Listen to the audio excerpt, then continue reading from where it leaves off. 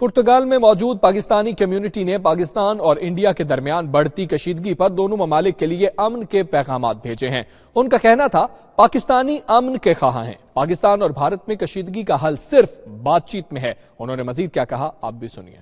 میں ساری دنیا کو یہ پیغام دینا چاہتا ہوں کہ ہم بالکل امن پسند لوگ ہیں۔ ہم کبھی بھی نہیں چاہیں گے کہ ہم کسی بھی ملک کے ساتھ جنگ کریں۔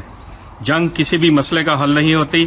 الٹیمیٹلی ہم سب کو ایک ساتھ میں ایک ٹیبل پر سر جوڑ کے ہی بیٹھنا پڑتا ہے۔ دوئے گھر جڑے امن سکون نہ رہن، پاکستان اپنی طرف کوششاں بچیاں کر رہا تے انڈیا نو چاہیے عمران خان نے جڑی تقریر کی اس بارے سوچن کہ ڈائلاگ دوئے گھر آپس میں بیٹھ کے گل بات کرن تے کشمیر دے جڑے معصوم لوگ روزانہ دی بنیاد تے مارے جا رہے ہیں انہاں دا کوئی مستقل حل کیتا جاوے۔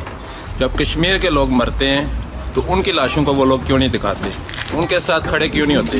آج جب ان کے فوجی مرے ہیں تو وہ ایسے بول بلا کے ایسے باتیں کر رہے ہیں کہ ہمارے فوجی مار گئے، یہ ہو گئے۔ جب کشمیر کے لوگ مرتے ہیں تو ان کے ساتھ وہ کیوں نہیں کھڑے ہوتے؟ انڈیا سے تعلق رکھتا ہوں۔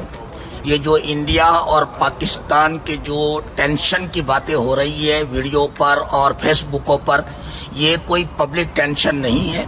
پبلک کے درمیان میں کوئی بھی بات نہیں۔ پبلک دونوں ملک کے اندر میں مفاہمت چاہتی ہے، پیار و محبت چاہتی ہے، اتحاد چاہتی ہے۔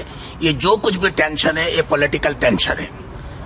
جو بھی کسی کو غصے اور کیا کہتے ہیں تشدد سے دبائے تشدد سے دبائے گا نا، وہ ہمیشہ اس کی ایگریشن ضرور آئے گی۔